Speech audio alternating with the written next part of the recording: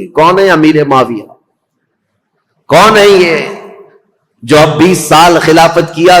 خلفائے راشدین کے بعد سب سے لمبا دور ان کو ملا ہے، اور 22 سال پہلے گورنر رہے.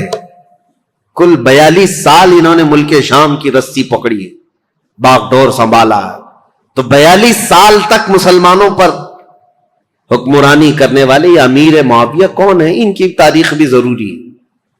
اب دور تھا امیر معاویہ کا، 40 ہجری کے بعد جو دور ہوا ہے. امیر معاویہ یہ ابو سفیان کے بیٹے ہیں. ابو سفیان یہ بھی صحابی ہیں.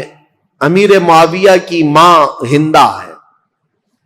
معاملہ ایسا ہے، لیکن ایک بات یاد رکھیں، یہ رسول اللہ کے صحابہ ہیں، کبھی بھی ان کے متعلق بدگمانی نہ پالنا. پہلے کے حالات بہت مختلف رہے ہیں، بہت الگ رہے ہیں. یہ ابو سفیان وہی ہیں جو جنگ بدر میں رسول اللہ کے مقابل میں آئے تھے، پورا مکہ لے کر کے، اور جنگ احد میں بھی حضور کے مقابل میں رہے، جنگ خندق میں بھی مقابل میں رہے. کئی جنگوں میں حضور صلی اللہ تعالی علیہ وسلم کے آمنے سامنے آئے.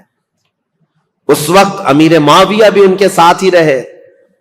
لیکن یہ پورا گھرانہ امیر معاویہ سے لے کر ابو سفیان اور ہندہ سارے لوگ جس دن مکہ فتح ہوا 7 ہجری، اس دن رسول اللہ صلی اللہ علیہ وسلم کے دامن سے وابستہ ہوئے، ایمان لائے.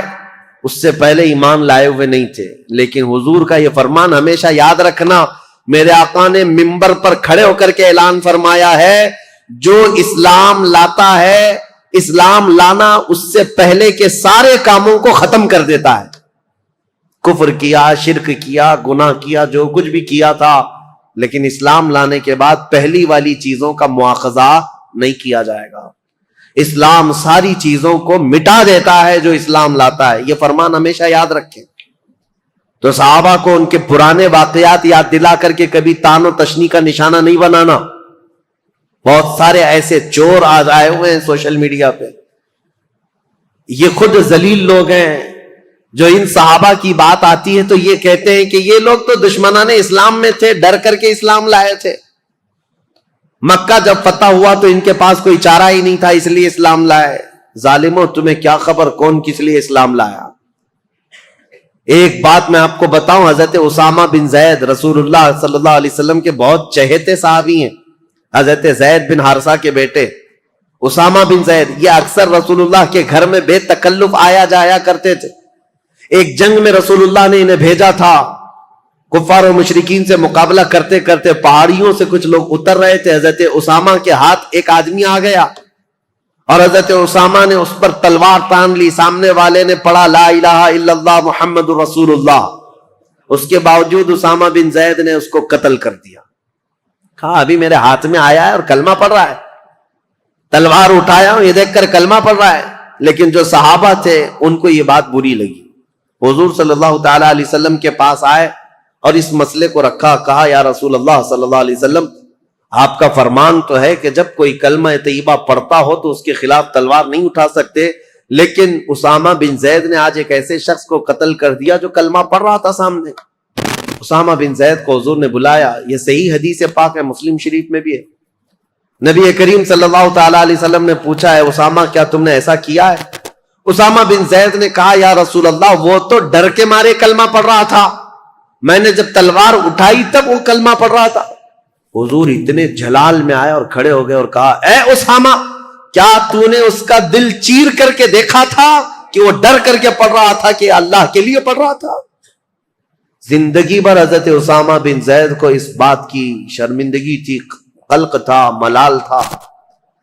یاد رکھو میرے عزیزو، جب اتنی بات کے لیے رسول کریم صلی اللہ تعالی علیہ وسلم نے ڈانٹ لگائی تھی تو پھر آپ یہ جو سوشل میڈیا میں بھونکتے ہیں کہ امیر معاویہ، ابو سفیان، ہندہ، یہ سب تو ڈر کر کے اسلام لائے تھے، فتح مکہ کے دن ان کے پاس کوئی چارہ نہیں تھا، تو کس کے بارے میں بتاؤ گے؟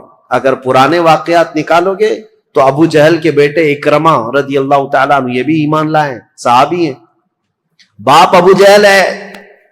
اور اگر اسی طرح پرانے معاملات لاؤ گے تو خالد بن ولید کے بارے میں کیا کہو گے، جنہوں نے مسلمانوں کی جیتی ہوئی جنگ کا پانسا پلٹ دیا تھا احد کے میدان میں.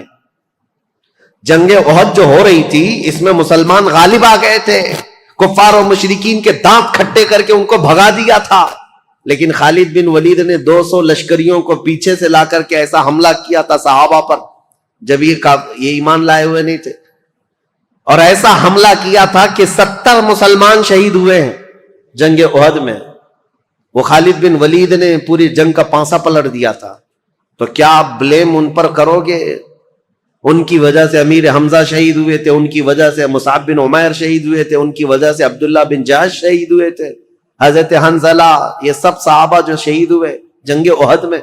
नहीं मेरे अजीजों, जो कुछ भी हुआ है यह हालात के तकाजों के साथ बढ़ता गया। लेकिन जब कभी किसी ने ईमान कबूल कर लिया, जो कोई इस्लाम से वाबस्ता हो गया, उसके पुराने हालात नहीं याद दिलाए जाते, बल्कि उनके लिए इतना ही काफी है कि वह ईमान की हालत में मेरे रसूलुल्लाह का दीदार कर लिया है। यह मकाम कयामत तक अब किसी को मिलने वाला नहीं है। हजरत अबू सुफियान रज़ी अल्लाह तआला अन्हु, ये अगरचे जंगों में हुजूर के खिलाफ आते रहे, लेकिन फतेह मक्का के बाद जब इस्लाम लाए तो दिल के साथ, अकीदत के साथ और यकीन के साथ ईमान लाए हुए सहाबा में से। और उनके बेटे हजरत अमीर मुआविया। अब अमीर मुआविया की पैदाइश का मामला मैं बताता हूं। इनकी मां हिंदा, ये भी सहाबियां हैं, लेकिन ये वही हिंदा हैं जिन्होंने उहद के मैदान में हजरत अमीर हमजा का कलेजा चबाया था। देखिए हालात को अगर आप बताएंगे तो मामला बहुत सारे हुए हैं, क्योंकि उस वक्त जंगें चल रही थी और अमीर हमजा का कलेजा उन्होंने इसलिए चबाया था कि हिंदा के बाप का अमीर हमजा ने बदर में मारा था, हिंदा के भाई को कत्ल किया था। तो जिसके घर में ये सब मामला चल रहे हो, जंगों का तकाजा था उस वक्त। लेकिन बाद में वो ईमान लाई और सहाबियत का शरफ भी हासिल किया। जो औरतों में सहाबियात हैं उनमें हजरत हिंदा का भी मकाम है। बात ये थी कि हिंदा के बाप रबिया, ये हिंदा की शादी फाकिहा नाम के एक शख्स से की थी। फाकिहा बड़ा अमीर आदमी था, मक्का का रहने वाला, और वो एक मर्तबा अपने बीवी हिंदा के साथ बैठा हुआ था, और उस वक्त जितने शायर आते थे दूर दराज से, वो फाकिहा के पास आते, वो सबको पैसे बहुत लुटाता था। तो थोड़ी देर के लिए वो किसी काम से निकलकर बाहर गया, हिंदा अकेली बैठी थी झोपड़ी में। तो एक कोई अजनबी शायर आया, और जैसे ही वो खीमे के पास आया, अंदर देखा औरत अकेली है, तो दरवाजा पर्दा गिराकर वो वापस चला गया कि हिंदा अकेली है, शौहर नहीं है, फाकिहा मौजूद नहीं। इसी असना में वो शायर जा रहा था, फाकिहा अंदर आ रहा था। फाकिहा ने आते ही पूछना शुरू कर दिया, इस मर्द से तेरा क्या ताल्लुक है? इस अजनबी आदमी ने तेरे साथ अकेले में क्यों मुलाकात की? वो इतना शक्की मिजाज था कि उसने हिंदा का जीना तंग कर दिया, बहुत सख्त शुस्त किया, और उसके बाद हिंदा रोती हुई अपने बाप के पास आ गई। तो जो हिंदा का बाप है रबिया, उसने कहा कि सच सच बता हुआ क्या था? तो हिंदा ने कहा जो जो उस वक्त उनके खुदाओं की कस्में वो खाती थी सब खाई। कहा कि मेरा दामन पाक है, मैं ना उस आदमी को जानती हूं न पहचानती हूं, मुझे तो ये पता भी नहीं कोई आया था, ये तो मेरे शौहर ने बताया कि कोई आकर के भी गया है यहां पर। हिंदा ने ये सब बातें की। अब मामला यहां तक पहुंचा कि हिंदा के बाप ने यह कहा कि इस मसले को हम, एक मशहूर काहिन था, ईसाई काहिन जो होते हैं ज्योतिष जिस तरह के, उनके पास जाकर के इस मसले को रखेंगे। यमन का रहने वाला एक ज्योतिष है जो बातें भविष्यवाणी करता है, उसके सामने ये मसले को रखेंगे और जो हकीकत होगी वो खुल करके आएगी। हिंदा ने कहा ठीक है चलते हैं। फाकिहा से कहा गया तो वो भी चलने को तैयार था। वो अपने साथ खानदान को ले लिया, फाकिहा को, और हिंदा की सहेलियां और इसका बाप, ये सारे लोग निकल पड़े यमन। और जैसे यमन पहुंचे तो हिंदा के जिस्म में पीलापन आने लग गया और वो डर के मारे कांपने लग गई हिंदा। बाप ने कहा तू चोर होगी फिर, या तो तू डर रही है। जैसे ही हम काहिन के पास आए तो डरने लग गई। कहा मैं डर नहीं रही हूं इस बात से कि मैं गुनाहगार हूं, मैं डर रही हूं इस बात से कि ये अटकल पच्चू मारने वाले ज्योतिष लोग, अगर इसका बताया हुआ कभी गलत निकल गया, मैं तो वैसे गुनहगार नहीं हूं, لیکن اس کا کہا ہوا سچ ہے یہ کیسے 100% یقین ہوگا؟ اگر اس نے غلطی سے کہہ دیا کہ میں نے کوئی غلط کیا ہے تو پورے عرب میں میری بدنامی ہوگی اور ہمیشہ کے لیے میرا نام زانیوں میں شمار ہو جائے گا، اس لیے میں ڈر رہی ہوں۔ یعنی مکہ کے جاہل لوگ تھے، مکہ کے بت پرست تھے، جیسے بھی تھے، لیکن ان کو اس بات کا بھی یقین تھا کہ جوتش لوگ اٹکل پچو مارتے ہیں۔ وہ بتوں کی پوجا کرنے والے بھی جانتے تھے کہ یہ پورا پکا نہیں بولتے۔ مجھے حیرت ہوتی ہے جاہل مسلمان کیسے طوطے والے بابا کے پاس جا کے بیٹھتے ہیں، طوطا نکال رہا ہے اور اس کا بھوش بتا رہا ہے، اور خود کا پتہ نہیں ہے، برج پر بیٹھا ہوا ہے، سڑک پر بیٹھا ہوا ہے، اور پالا ہوا ایک طوطا چٹیاں نکال کر بڑے شوق سے لوگ اپنا مستقبل، اپنا فیوچر پوچھ رہے ہوتے ہیں۔ اور حیرت کی بات ہے طوطا بھی بتا رہا ہے اور کچھ لوگ اپنا ہاتھ لے جا کر کے بتا رہے ہیں، لکیر دیکھو اور بتاؤ ہمارا فیوچر کیسا ہے۔ لکیریں دیکھ کر کے بتانے والے۔ میرے عزیزو، اللہ تبارک و تعالیٰ نے تمہارے سامنے پورا قرآن رکھا ہے، دین اسلام کی مضبوطیاں ہیں۔ میرے آقا نے فرمایا جو کسی کاہن کے پاس اپنا ہاتھ لے کر گیا، حضور نے فرمایا فقد کفر بما انزل محمد، اس نے محمد کا انکار کر دیا، جو کچھ رسول اللہ پر اترا ہے اس کا اس نے انکار کر دیا۔ تمہارا یہ شیوا نہیں ہے کہ تم مسلمان اور جوتشوں کے پاس جاؤ اور اپنے گھر بنانے کے لیے واستو پرکار کا خیال کرتے رہو۔ یہ سب چیزیں جو توہمات ہیں یہ تمہارے حصے کی نہیں ہے، تمہاری نہیں ہے۔ بہرحال ہندا جب یہ کہتی ہے اپنے باپ سے کہ یہ اٹکل پچو مارے گا کچھ بھی، اور میرے بارے میں اگر کہہ دیا کہ یہ زنا کر چکی ہے تو میرا تو بیڑا غرق ہو جائے گا، تو اس کے باپ نے کہا میں ایسی ڈائریکٹ تھوڑی نہ جاؤں گا اس کے پاس، میں پہلے اس کا ٹیسٹ لوں گا کہ وہ صحیح ہے یا نہیں ہے۔ اس کے لیے ہندا کے باپ نے ایک تدبیر لی، گھوڑے کے دم کے نیچے ایک پھل کا دانہ چھپا کر کے رکھا اور اپنے پاس ایک ڈبیا رکھی اور اس میں بھی ایک چیز چھپا کر کے رکھی، اور جاتے ساتھ وہ جو کاہن تھا اس کے پاس دونوں جماعتیں گئی، اور جانے کے بعد ہندا کے باپ نے کہا جوتش صاحب، کاہن صاحب، ہم آپ کے پاس ایک مسئلہ لے کر آئے، لیکن اس سے پہلے ہم آپ کو آزمانا چاہتے ہیں کہ تم کہاں تک پہنچے ہوئے ہو، ہم کچھ کر کے لائے ہوئے ہیں اپنے ساتھ، وہ کیا ہے بتاؤ۔ اس جوتش نے کہا کہ تم جہاں آنے سے پہلے اپنے جانور کی پونچھ کے نیچے ایک دانہ دبا کر کے آئے ہو۔ اس نے صحیح بات کہی۔ کاہن جو ہوتے ہیں جوتش، ان کو شیطان کچھ خبریں دیتا ہے، اور اس کے بعد جب اس نے صحیح بات بتائی، اس وقت کے کاہن یہ سب بتاتے تھے ستارہ دیکھ کر کے، تو ہندا کے باپ نے کہا دیکھو ہم نے جو ٹیسٹ لینا تھا وہ اس میں پکا نکلا ہے۔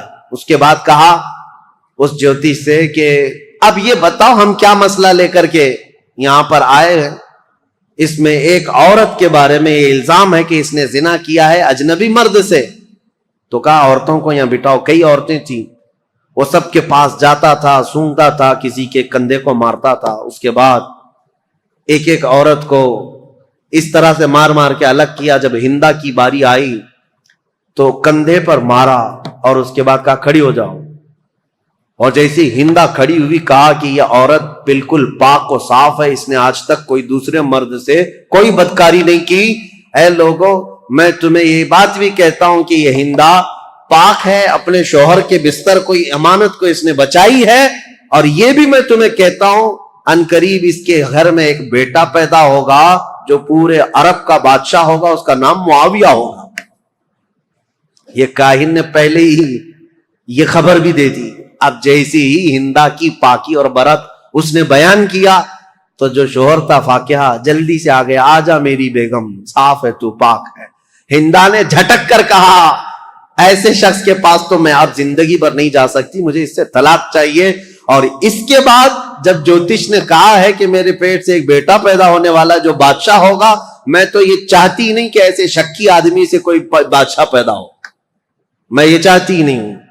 تو پھر ہندا کے باپ نے طلاق کروا دی، ختم ہو گئی۔ ہندا جیسی مکہ واپس آئی تو ہندا سے حضرت ابو سفیان نے نکاح کر لیا۔ اس وقت یہ ایمان لائے ہوئے لوگ نہیں تھے، ابو سفیان نے نکاح کیا، اور ابو سفیان اور ہندا کے نکاح سے حضرت امیر معاویہ پیدا ہوئے. امیر معاویہ بچپن سے ہی بہت ذہین تھے, حلیم الطبع, بردبار, ان کے اندر بھی برداشت کی طاقت بہت, معاملہ فہمی اور سیاست ان کے اندر بچپن سے تھی. لکھنے پڑھنے میں بھی شوق تھا. اس لیے حضور صلی اللہ تعالی علیہ وسلم پر جب وحی اترتی تھی, قرآن کی آیتیں آتی تھی, تو لکھنے والے جو تھے چند صحابہ تھے, ان میں حضرت امیر معاویہ کا نام ہے, وہ کاتبین وحی میں سے ہیں. قرآن لکھنے کے لیے حضور نے چند صحابہ کو خدمت پر مامور کیا تھا. امیر معاویہ بھی قرآن لکھنے والوں میں تھے, کاتب قرآن ہیں, اور قرآن کو انہوں نے اپنے ہاتھوں سے لکھا ہے. جو سب سے پہلے نازل ہوا قرآن یہ حضرت امیر معاویہ. لیکن مسئلہ یہ ہے کہ یہ 7 ہجری میں ایمان لائے اور 11 ہجری میں حضور کی وفات ہوئی. 3 سال رسول پاک صلی اللہ تعالی علیہ وسلم کا زمانہ پایا, لیکن معاملہ وہ نہیں ہو سکتا جو صدیق اکبر کا تھا, معاملہ وہ نہیں ہو سکتا جو عمر فاروق کا تھا, معاملہ وہ نہیں ہو سکتا جو عثمان غنی اور حیدر کرار کا تھا, کیونکہ وہ سابقین اولین میں سے تھے, سب سے پہلے اسلام لائے, اور رسول پاک صلی اللہ تعالی علیہ وسلم کی سب سے زیادہ تربیت حاصل کرنے والے وہ صحابہ تھے. بہرحال حضرت امیر معاویہ جب جوان ہوئے تو آپ کو حضرت ابوبکر صدیق نے ان کے سگے بھائی کے ساتھ ملک شام بھیجا. ان کے سگے بھائی کا نام بھی یزید ہے, یزید بن ابو سفیان. ابو سفیان کے 2 بیٹے ہیں جن کا نام یہاں میں ذکر کر رہا ہوں, ایک کا نام یزید اور ایک کا نام معاویہ. عربوں میں یہ رواج تھا, بار بار ریپیٹڈ نام رکھتے تھے, دادا کا نام پھر پوتے کو, پوتے کا نام پھر فلاں کو. تو یزید بن ابی سفیان یہ بڑے بھائی تھے. حضرت ابوبکر صدیق نے ان کی مہارت کی وجہ سے ان کو ملک شام میں دمشق بھیجا تھا, اور انہوں نے اپنی مہارت سے جب حضرت خالد بن ولید نے ملک شام کو فتح کیا تھا تو یزید بن ابو سفیان وہاں کے گورنر مقرر ہوئے. ان کے انتقال کے بعد امیر معاویہ وہاں ساتھ گئے تھے. تو حضرت ابوبکر صدیق کے زمانے میں ہی ان کا انتقال ہوا, ان کے بڑے بھائی کا. تو حضرت عمر کا زمانہ جسٹ آ ہی رہا تھا. آپ نے خط لکھ کر کے بھیج دیا کہ یزید کے جو بھائی معاویہ ہیں انہی کو وہاں کا گورنر بنایا جائے. تو اب یہ رہی تاریخ امیر معاویہ کی. حضرت امیر معاویہ وہاں سے گورنر بن گئے ملک شام کے, دمشق کے. چلتی رہی ان کی گورنری. حضرت عمر کا زمانہ, حضرت عثمان کا زمانہ, یہ کل ملا کر 22 سال کا زمانہ ہوتا ہے. حضرت عمر 10 سال, حضرت عثمان 12 سال. حضرت عمر کے کچھ زمانے کے بعد وہ خلیفہ گورنر بنے تھے. بہرحال تو جب حضرت امیر معاویہ کو اتنی بڑی وہاں کی مہارت تھی, تجربہ حاصل تھا گورنری کا, ملک شام کی نس نس کو جانتے تھے, یہ امیر معاویہ پہلے شخص ہیں جنہوں نے بحری بیڑا شروع کیا اسلام میں. بحری بیڑا یعنی نیوی, فوج تیار کی, سمندری فوج بنائی. اور قبرص کو, جیسے کہ میں نے بتایا, حضرت عثمان کے زمانے میں امیر معاویہ کی سپہ سالاری میں سائپرس, ترکی کا جو علاقہ ہے وہ فتح ہوا, اور وہ 500 جہازیں حضرت امیر معاویہ نے سمندر میں اتاری تھی. اور پھر مصر میں ایک کارخانہ بنایا جہاں جہاز بنائے جاتے تھے. آپ کی عقل بہت زیادہ تیز, معاملہ فہمی بہت زیادہ تھی. کئی نئی چیزوں کو آپ نے ایجاد کیا حضرت امیر معاویہ نے. اب ان کی خلافت کا جو دور چلا ہے وہ اختلافات بہت زیادہ رہے, لیکن میرے عزیزوں اس وقت بڑے بڑے صحابہ موجود تھے. حضرت عمر کے بیٹے عبداللہ بن عمر, حضرت زبیر کے بیٹے عبداللہ بن زبیر, حضرت عبداللہ بن مسعود, حضرت عبداللہ بن زبیر, اور حضرت ابو بکر صدیق کے بیٹے عبد الرحمن. یہ بڑے صحابہ میں تھے اس وقت, وہ سب موجود تھے. اور ان سبوں نے حضرت امیر معاویہ کی خلافت پر اجماع کر لیا کہ ٹھیک ہے, ہم نے تسلیم کر لیا. حالانکہ دیکھا جائے تو خلافت کے دعوے دار وہ بھی ہو سکتے تھے. باپ میرے ابو بکر صدیق ہیں, باپ میرے عمر فاروق ہیں, اور حضرت امام حسن بھی علی بن ابی طالب کے بیٹے ہیں, بڑے بڑے صحابہ کے بیٹے تھے. لیکن ان سبوں نے امیر معاویہ کی یہ پرانی مشق اور ان کی تجربہ کاری کی وجہ سے خلافت ان کے حوالے کر دیا. اب حضرت امیر معاویہ کی خلافت کے جو اہم کارنامے ہیں وہ یہ ہیں کہ افریقہ کے شمال افریقہ کے کئی علاقے فتح ہوئے اور دائرہ اسلام میں آئے. اور سب سے پہلے 55 ہجری کی بات میں بتا رہا ہوں, 55 ہجری میں, اور بعض روایت میں 45 ہجری میں سب سے پہلی فوج امیر معاویہ نے بھیجی تھی, جو سندھ کے علاقے میں, یعنی ہمارا پرانا جو ہندوستان تھا, یہاں سب سے پہلی محلب نام سے ایک سپہ سالار امیر معاویہ کے بھیجے ہوئے وہ ہندوستان تشریف لائے تھے. بعد میں باضابطہ لشکر کشی جو ہوئی ہے وہ محمد بن قاسم کا دور ہے, لیکن امیر معاویہ کے زمانے میں 45 ہجری میں ہی سندھ میں قدم رکھ دیے تھے. اب آپ اندازہ کریں, مسلمانوں کی سرحدیں نہیں تھیں, وہ عرب سے نکلے ہوئے لوگ وہاں سے اپنی سرحدیں بناتے ہوئے ہند کے علاقے تک پہنچ گئے. یہاں سندھ میں ایک عورت اس وقت حاکم تھی قبق نام کی, اور یہ بہت سخت قسم کی عورت تھی, اور یہ حاکم تھی, اور اس وقت یہاں ہندوستانیوں پر حکومت کرتی تھی, سندھ کے کچھ علاقوں پر حکومت کرتی تھی. جب حضرت محلب آئے امیر معاویہ کے سپہ سالار, تو یہ قبق نامی خاتون نے ان سے کوئی جنگ نہیں کی, بلکہ صلح پر منظوری دی, اور اس کے بعد یہ علاقہ وہ ان کے حوالے کر کے چلی گئی. سندھ کا کچھ علاقہ تاریخ ہے. امیر معاویہ نیشاپور, سمرقند, بخارا, ازبکستان کے علاقے جو جا چکے تھے ان کو دوبارہ حاصل کیا. ملک شام کے کئی علاقوں میں جو بغاوت پھیلی تھی اس بغاوت کو ٹھنڈا کیا, پھر ان علاقوں میں مضبوطی قائم کی. عراق کے وہ علاقے جو حضرت علی کے زمانے میں اور ان کے زمانے میں جنگوں کی وجہ سے اختلافات کے شکار ہو گئے تھے, حضرت امیر معاویہ نے ان سب جنگوں کو ٹھنڈا کر دیا.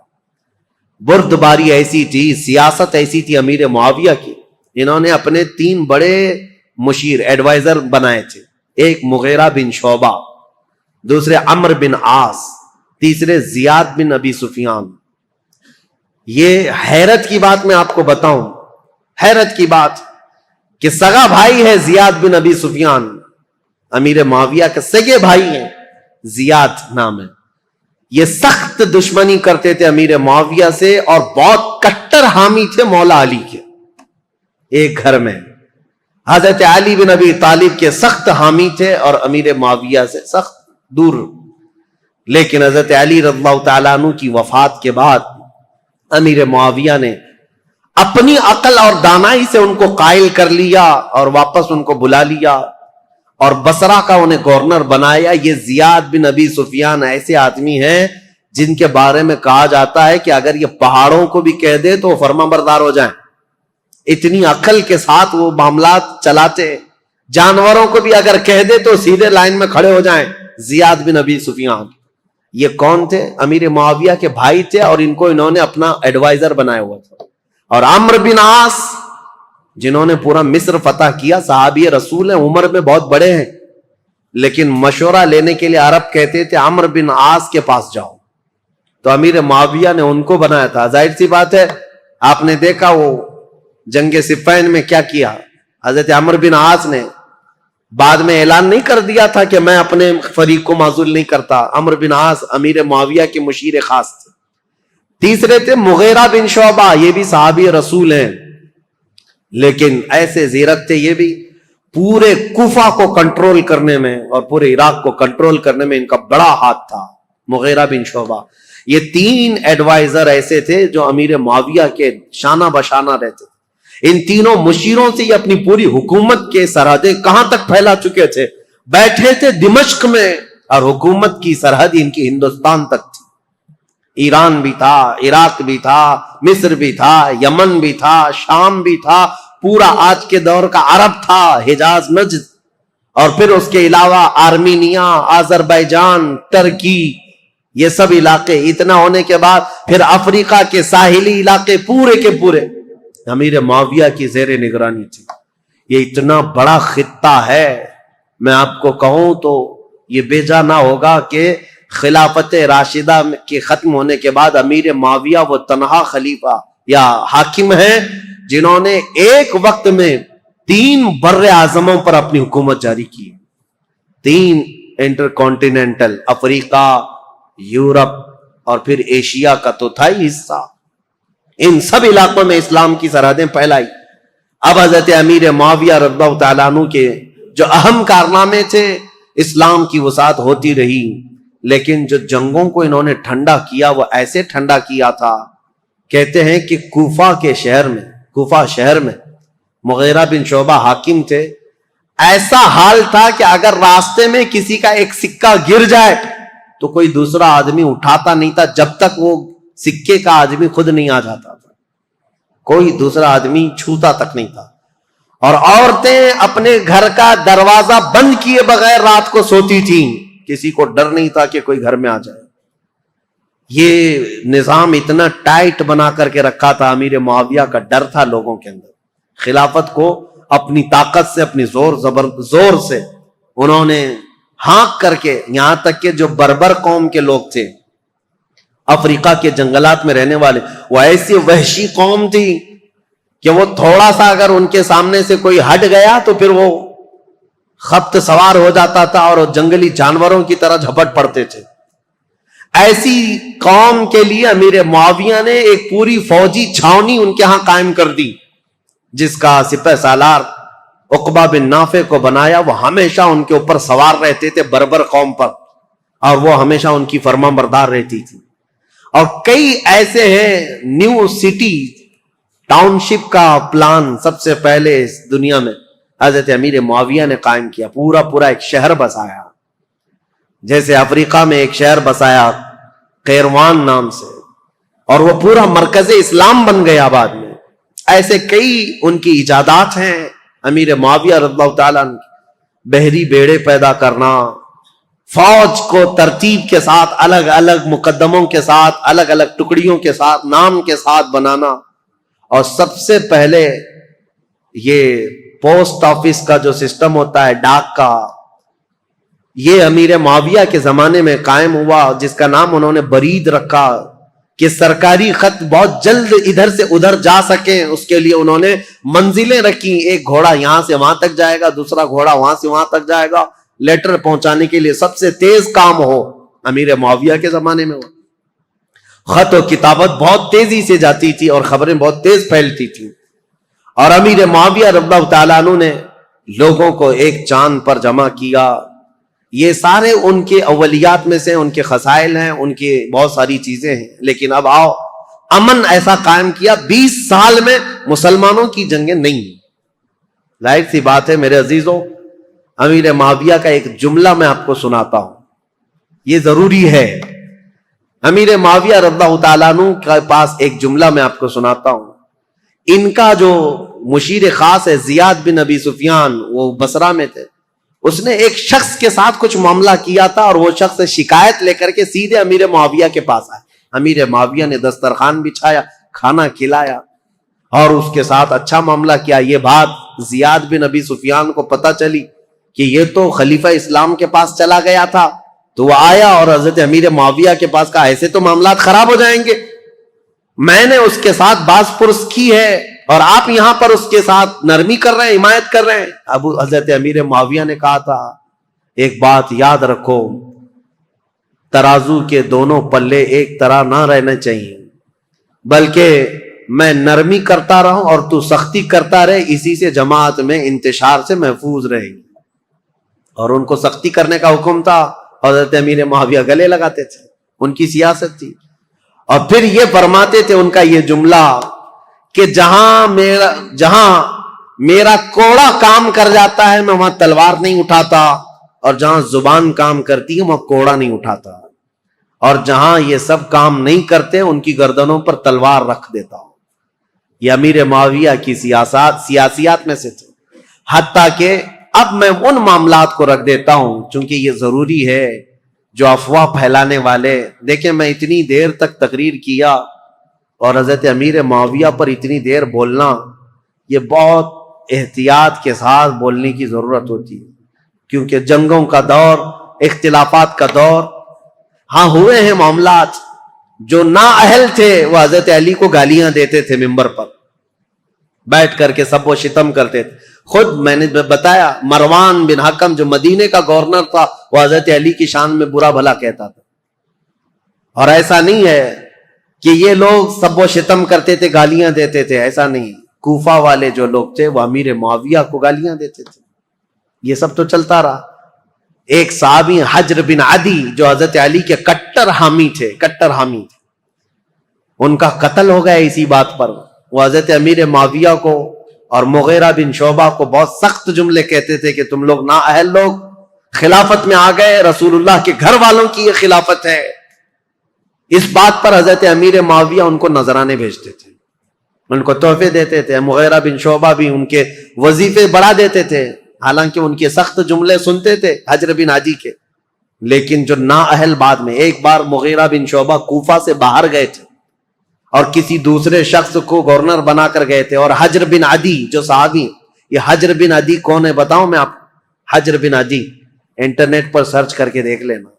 یہ حجر بن عدی وہ صحابی ہیں کہ ابھی 2011-12 میں ملک شام میں جب یہ ریولوشن کی جنگ شروع ہوئی، ابھی تک جنگ چل رہی نا، وہاں پر بمباریاں ہوئیں تو حجر بن عدی کی قبر پر بم گرا اور پورا ٹوٹ گیا، اور حجر بن عدی کی قبر کھل گئی تو حضرت حجر بن عدی کا جسم مبارک صاف اسی طرح سے نکالا گیا. صحابی رسول کا جسم پاک، ان کی تصویر بھی پھیلی ہوئی ہے انٹرنیٹ پر. ملک شام میں حجر بن عدی یہ مولا علی کرم اللہ وجہہ الکریم کے کٹر حامی لوگوں میں سے ہیں. 1400 سال کے بعد میرے عزیزوں جسم اقدس صاف اسی طرح سے نکالا گیا ہے، آپ دیکھ سکتے ہیں اسی طرح سے نکالا گیا، اور دوسری جگہ بحفاظت دفن کیا گیا ہے. اے ظالموں، اپنی آنکھوں سے دیکھو اور کن کن چیزوں کا انکار کرو گے. میرے مصطفیٰ کے قدموں میں رہنے والے غلام کا جسم 14 صدیوں تک محفوظ ہے، تو اس رسول کائنات کے جسم کا عالم کیا ہوگا؟ تو زندہ ہے واللہ، تو زندہ ہے واللہ، میری چشم عالم سے چھپ جانے والے. میرے آقا صلی اللہ تعالی علیہ وسلم کی حیات برزخی کی بات ہی الگ ہے. بہرحال یہ حجر بن عدی وہ صحابی ہیں. مغیرہ بن شعبہ ان سے سخت جملے سنتے تھے، ان کو نذرانے دیتے تھے. امیر معاویہ کے بارے میں بھی اگر کچھ کہتے ان کو وظیفہ دے دیتے تھے، کچھ نہیں کہتے تھے. مغیرہ بن شعبہ یہ حضرت امیر معاویہ کے ایڈوائزر ہیں، لیکن حجر بن عدی کے ساتھ کوئی غلط معاملہ نہیں کرتے تھے. حضرت مغیرہ بن شعبہ کوفہ سے باہر کہیں گئے تھے اپنے کسی کو گورنر بنا کر، یہ نئے لوگ ہیں. حجر بن عدی اپنی عادت کے مطابق مسجد میں آئے، اور یہ نیا جو ہے وہ خطبہ دے رہا تھا، وہ اپنی عادت کے مطابق باتیں کر رہا. حجر بن عدی کھڑے ہو گئے اور کہا تم سب کذاب ہو، سب سے بڑے جھوٹے لوگ ہو. حقدار تو علی بن ابی طالب تھے، اور جس دن وہ گئے ہیں سورج ڈوب چکا ہے. حضرت علی کی فضیلت بیان کرنے لگے. یہ جو والی بنا تھا کوفہ کا وہ کھڑا ہوا اور سیدھے آ کر حضرت حجر بن عدی کو قتل کر دیا. صحابی رسول. تو یہ معاملات تو ہوتے رہے، ادھر بھی قتل ہوئے ادھر بھی قتل ہوئے، لیکن حضرت امیر معاویہ کا جو دور آیا انہوں نے زمام خلافت کو ایسا مضبوطی سے تھاما کہ پوری ہر جگہ امن قائم کر دیا. اتنا تو ہے کہ مکہ میں، مدینہ میں، کوفہ میں، بصرہ میں ہر جگہ امن قائم کر دیا. لیکن وہ اخیر زمانہ ان کا، ظاہر سی بات ہے ان کی عمر جب 80 سال کے قریب تھی، 80 سال کے قریب ان کی عمر ہوئی.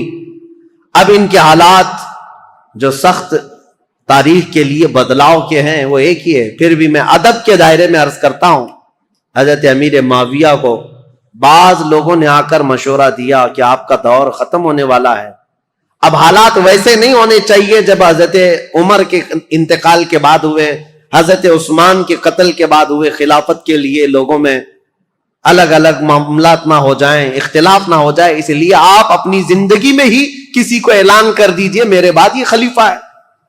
مسلمانوں کو ویسے بھی خلیفہ کی بات ماننا ضروری ہے، آپ کی بات سب لوگ مان لیں گے. امیر معاویہ رضی اللہ تعالیٰ عنہ کو جب یہ لوگوں نے آ کر کہا تو حضرت امیر معاویہ نے پوچھا کہ اچھا ٹھیک ہے، یہ ان کی بیماری کا وقت تھا. کہا بتاؤ میں کس کا اعلان کروں. چاپلوس لوگ تھے، چاپلوسی کرتے ہوئے کہا کہ آپ کے گھر میں یہ خلافت زیب جیتی ہے، آپ کا بیٹا یزید ہے، اس کو آپ خلیفہ کا اعلان کر دیجئے. یہاں سے اب تاریخ بدل جاتی ہے. اسلامی تاریخ یہاں آ کر کے بہت سخت ہو گئی ہے. امیر معاویہ نے پہلے تو انکار کر دیا، کہا نہیں، کیونکہ یزید کے شب و روز اور اس کے دن بھر کی جو مشغولیات ہیں وہ سب کو پتا تھے. نا اہل آدمی دن بھر کبوتر بازی کرتا تھا، اور کبھی چھپ چھپا کر کے بندروں کو کھیل میں لگاتا تھا اور خوش ہو کر کے ہنستا تھا. اس کے الگ الگ معاملات تھے. اس کے شراب پینے کی بھی باتیں ہیں، لیکن امیر معاویہ سے چھپ کر کرتا رہا یا ان کے دور میں کم کرتا رہا. حضرت امیر معاویہ نے منع کر دیا، لیکن پھر کچھ بڑے بڑے لوگ بھی آئے، کہا کہ یہ بات صحیح ہے کہ مسلمانوں میں ایک بہت بڑی جنگ ہوگی اب خلیفہ کے انتخاب کے لیے، کیونکہ حضرت امام حسن سے جو صلح ہوئی تھی وہ تو اس بات پر ہوئی تھی نا، امیر معاویہ کے بعد خلافت امام حسن کو جائے گی، لیکن امام حسن تو شہید ہو گئے، اب کون ہے؟ تو بہت سارے لوگ اس وقت جو موجود تھے انہوں نے اس بات کا ویرودھ بھی کیا، انکار بھی کیا، کیونکہ ابھی 3 بڑے صحابہ موجود تھے، سیدنا ابو بکر صدیق کے بیٹے عبد الرحمن، حضرت عمر کے بیٹے عبداللہ بن عمر، اور حضرت علی کے بیٹے امام حسین. یہ بڑے بڑے صحابہ، اور حضرت زبیر کے بیٹے عبداللہ بن زبیر یہ بھی موجود تھے. تو ایک صحابی آئے حضرت امیر معاویہ کے پاس، احنف بن قیس. انہوں نے کہا کیا یہ اچھا ہوگا کہ آپ اعلان کر دیں عبداللہ بن عمر کے نام پر، ان سے افضل کوئی نہیں ہے، کیونکہ وہ بڑے صحابی ہیں، رسول اللہ کا زمانہ پائے ہوئے. امیر معاویہ رضی اللہ تعالیٰ عنہ کے سامنے یہ سب معاملات تھے. انہوں نے پھر مغیرہ بن شعبہ کو بلایا جو کوفہ کے گورنر تھے، زیاد بن ابی سفیان کو بلایا، پھر پوچھا تو انہوں نے کہا کہ جیسا آپ کہنا چاہتے ہیں ہم کرنے کو تیار ہیں، ہم لوگوں کو سنبھال لیں گے جیسے 20 سال سے سنبھال رہے ہیں. تو امیر معاویہ نے خط لکھ دیا سب کے نام پر کہ میری زندگی آخر دور کو پہنچ چکی ہے، اے مسلمانوں میں اپنی زندگی میں اعلان کرتا ہوں میرے بعد میرا بیٹا یزید بن معاویہ تخت خلافت کا جانشین ہے. مغیرہ بن شعبہ لے کر کے گئے، انہوں نے تو نافذ کر دیا. زیاد بن ابی سفیان جو تھے انہوں نے بھی نافذ کر دیا. اب مدینے کا مسئلہ تھا، مدینے میں مروان تھا، مروان کو لکھ کر کے بھیجا گیا، لیکن اس میں نام نہیں لکھا گیا. پہلے خط میں یہ لکھا گیا کہ امیر معاویہ یہ چاہتے ہیں مسلمانوں میں جنگ نہ ہو، اس لیے اپنی زندگی میں کسی کے خلیفہ ہونے کا اعلان کرنا چاہتے ہیں. مروان نے سارے بڑے صحابہ کو بھی بلایا جو موجود تھے، سب سے یہ مشورہ لیا کہ خلیفہ وقت امیر معاویہ کا یہ کہنا ہے، ان کی رائے یہ ہے. سبوں نے کہا اچھا ہی ہوگا، پھر ایک نئے خلیفہ کو چننے کے لیے لڑائیاں ہوں گی. امیر معاویہ اگر اعلان کریں گے تو کسی اچھے کا کریں، کیونکہ نام نہیں تھا اس وقت. سب مدینے والے اس بات پر راضی ہو گئے، ٹھیک ہے. اس کے بعد امیر معاویہ کو جب یہ خبر پہنچی کہ سب معاملہ ٹھیک ہے، راضی ہیں، تو دوسرے خط میں انہوں نے بھیجا کہ ہاں میں اعلان کرتا ہوں کہ میرا بیٹا یزید تخت خلافت کا جانشین ہوگا. یہ خط جیسی آیا، مروان نے اب جن لوگوں کو بلایا اس میں بہت سارے لوگ تھے، تابعین اور صحابہ. اس نے کہا امیر معاویہ نے اپنے بیٹے کے خلافت کا اعلان کیا ہے. سب سے پہلے اب مروان نے جو بات کہی یہ کہی تھی، رسول اللہ صلی اللہ تعالی علیہ وسلم کی سنت پر اور ابو بکر اور عمر رضی اللہ تعالیٰ عنہ کی سنت پر امیر معاویہ اپنے بیٹے کو خلیفہ کا اعلان کر رہے ہیں. تو حضرت عبد الرحمن کھڑے ہو گئے، عبد الرحمن بن ابو بکر. کہا جھوٹ بول رہے ہو، یہ کہو رسول اللہ کی سنت اور ابو بکر و عمر کی سنت نہیں. عیسائی بادشاہ ہرقل اور عظیم الروم کی سنت پر کہ ان کے ہاں ایک بادشاہ مرتا ہے تو بیٹا خلیفہ بنتا ہے. اسلام میں ایسا نہیں، تم جھوٹ بول رہے ہو. ابو بکر اور عمر کی سنت ہوتی تو ابو بکر نے اپنے بیٹے کو خلیفہ نہیں بنایا، عمر نے اپنے بیٹے کو خلیفہ نہیں بنایا، بلکہ ان خلفاء نے اپنے خاندان کو خلافت سے دور رکھا رضوان اللہ علیہ مجمعین. حضرت عبد الرحمن بن ابو بکر کھڑے ہو گئے. پھر حضرت عبداللہ بن عمر اور عبداللہ بن زبیر، یہ 2 بڑے صحابہ تھے، ان سے پوچھا گیا تو انہوں نے کہا ہم نے یہ سوچا تھا کہ امیر معاویہ اس معاملے میں اچھا کریں گے، خیر خواہی کا ان کے ساتھ ہمارا معاملہ تھا، لیکن ہم ان کی خلافت کو صرف اس لیے تسلیم کیے ہوئے تھے 20 سال سے امیر معاویہ کی کہ ہم جنگیں دیکھ چکے تھے، مسلمانوں کا خون نہ بہے، ورنہ امیر معاویہ سے افضل صحابہ بھی موجود تھے خلافت کے وقت، لیکن ہم نے ان کو تسلیم کیا. تو اس کا مطلب یہ نہیں ہے کہ اب امیر معاویہ کے خاندان میں بھی یہ چلتا رہ جائے صحابہ میں سے. اب آئی بات امام حسین کی. امام حسین رضی اللہ تعالیٰ عنہ اس وقت مدینے میں موجود تھے. آپ کے پاس یہ بات آئی تو آپ نے بھی اس کا رد کر دیا. یہ معاملات ابھی چل رہے تھے اور زمانہ تاریخ ہجری کا 60ویں ہجری کو پہنچا تھا. رسول کریم صلی اللہ تعالی علیہ وسلم کی وفات کو 50 سال گزر چکے تھے. امیر معاویہ ایک دن بیماری کی حالت میں اس دار فانی کو کوچ کر گئے, انتقال ہو گیا. خلافت کا معاملہ لٹک گیا, اور اس طرح کہ انہوں نے آلریڈی اعلان تو کر دیا تھا, آدھا اعلان, اور سب کو متی نہیں بنا لیے, سب کے ساتھ منظوری نہیں ہوئی, اس لیے خلافت کا معاملہ لٹکا ہوا تھا. ظاہر سی بات ہے خلیفہ برحق اس وقت ہوگا جب سارے لوگ ایک ساتھ بیعت کر لیتے. بڑے صحابہ مدینے کے, مکہ کے اور حجاز کے بہت سارے صحابہ نے اس کا انکار کیا تھا. کوفہ کے بھی بہت سارے صحابہ جو موجود تھے انہوں نے انکار کیا تھا کہ یہ وصیت نہیں مانی جائے گی, مسلمانوں کے معاملات مسلمانوں کے ہاتھ میں رکھے جائیں, وہ جسے چاہیں منتخب کریں. ان معاملات پر آ کر اب تاریخ رک گئی ہے. اب یہاں سے امیر معاویہ کے انتقال کے بعد جو اصل مسئلے شروع ہوتے ہیں, دوسرے دن یزید کو بیٹھنا ہے اور پھر وہ کربلا کی داستان شروع ہوتی ہے. انشاءاللہ العزیز ہمارے پاس 2 دن باقی ہیں.